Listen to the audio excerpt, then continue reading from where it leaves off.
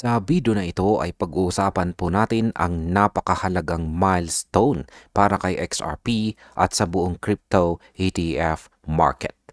Ang unang single token spot XRP ETF sa US na pinangalanang XRPC ay opisyal nang naging effective matapos pong aprubahan at isertify ng Nasdaq. Ang hakbang na ito ay nagmamarka ng bagong yugto para kay XRP sa regulated financial market at pwede itong magdala ng mas mataas na exposure sa mga institutional at saka retail investors.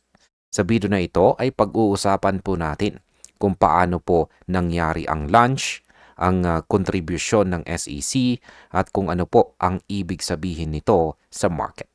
At simulan po natin sa ating unang katanungan kung paano po naging opisyal ang listing ng XRPC ETF. Ayon po sa report ni Madam Eleanor Territ, aprobado at na-certify na ng Nasdaq ang listing ng Canary XRP ETF na magti-trade sa ilalim ng ticker na XRPC. Ang certification po ay naganap bandang 5:30 p.m. ET nitong Miyerkules, kung saan ay nagmamarka ng huling procedural step bago opisyal na ma-launch ang fund.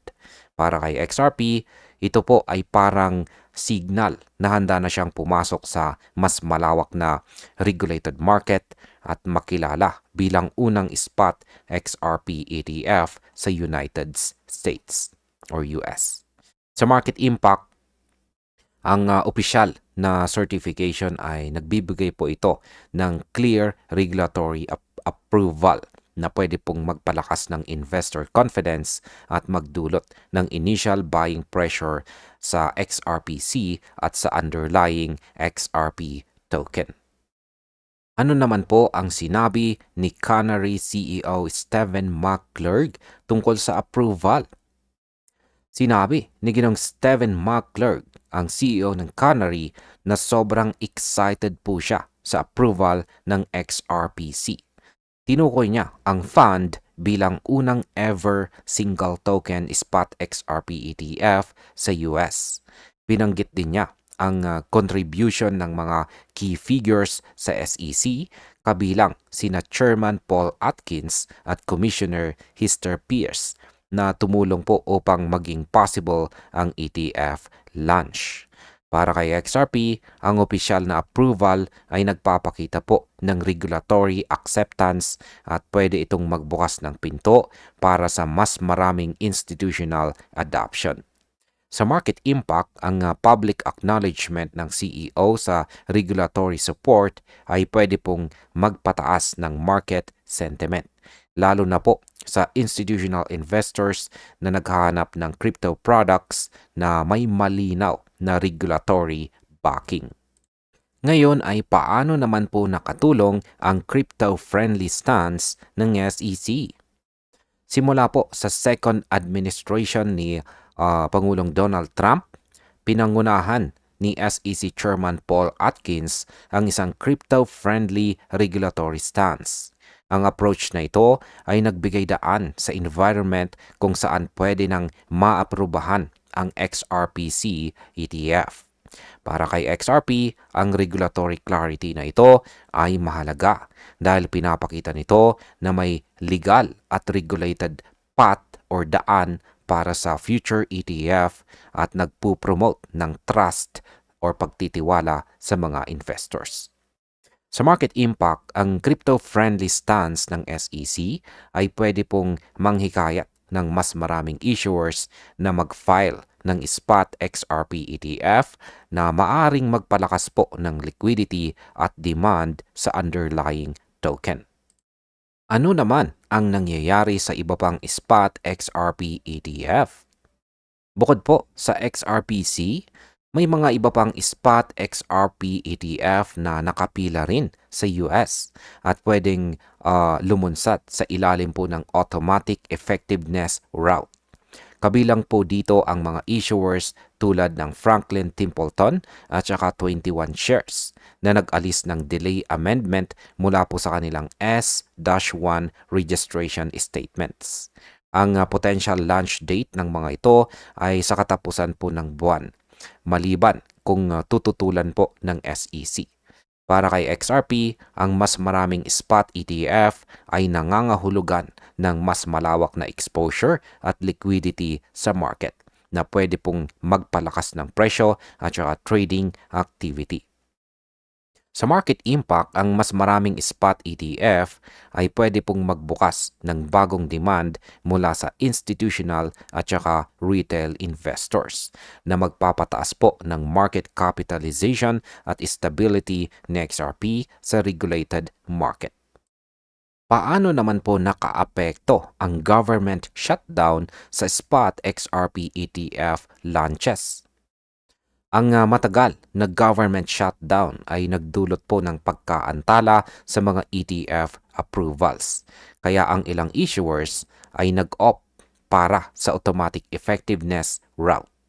Ngayon, matapos pong pirmahan ni President Trump ang funding bill, muling nagbukas ang gobyerno at ang SEC na kung saan ay magbabalik po sa full operations.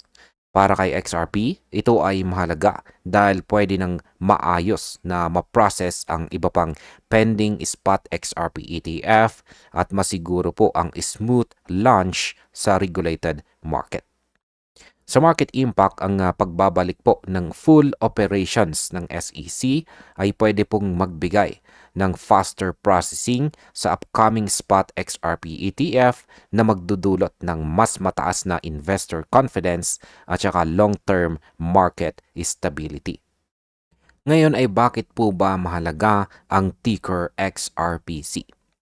Ang ticker XRPC ay magsisilbi pong official identifier ng unang spot XRP ETF sa Nasdaq. Sa market, ang pagiging unang single token spot ETF ay nagbibigay po kay Chainlink-like na exposure sa isang regulated exchange. Si XRP po mismo ay pwedeng isipin bilang handang sumabak sa spotlight dahil ngayon ay makikilala na bilang tradable product sa regulated financial system. Ang kanyang unique ticker ay pwede pong magbigay ng brand recognition at transparency para sa mga investors. Kaya ang market impact po nito ay ang pagkakaroon ng malinaw na ticker at listing po sa Nasdaq ay nagpapalakas ng confidence, nagbibigay po ng clarity sa trading at nagpo-promote ng mas mataas na participation mula sa institutional at saka retail investors. Ano naman po ang ibig sabihin nito sa crypto market sa United States? Ang pag-launch po ng XRPC ETF ay isang malaking milestone. Ito po ay nagpapakita ng increasing regulatory acceptance sa crypto ETF at nagbubukas po ng bagong avenues para sa mga investor or para po sa investor participation. Sa XRP po ay pwedeng maging entry point para sa mga investors na nais po ng regulated exposure sa crypto. At ito po ay nagpapakita ng potential long-term bullish trend para sa coin. Bukod dito, ang multiple upcoming spot ETF ay naglalatag ng foundation para sa mas malawak na adoption ni XRP sa institutional space. Kaya ang market impact po nito ay ang regulated ETF exposure ay pwede pong magdala ng mas mataas na inflows kay XRP, mas malawak na market participation at mas stable na price action sa short at saka sa long term. Bilang panghuli, ay ano naman ang aking masasabi tungkol dito? Para po sa akin, ang opisyal na paglista ng pagkakalista po ng XRPC sa Nasdaq ay isang landmark event para kay XRP. Ipinapakita po kasi nito na may malinaw na regulatory acceptance, may institutional potential, at saka may growing market participation sa US. Ang automatic effectiveness route ay nagpapabilis po ng launch ng iba pang spot ETF. Habang ang full SEC operations naman ay magbibigay daan sa smooth processing ng future applications. Sa kabuuan, si XRP po ay handa ng maging prominent player sa regulated crypto market at ang milestone na ito ay pwede pong magbigay ng mas mataas na liquidity exposure at saka long-term upside para sa coin. At ayan, hanggang dito na lamang po tayo sa video na ito mga ka-crypto. Maraming salamat sa panonood.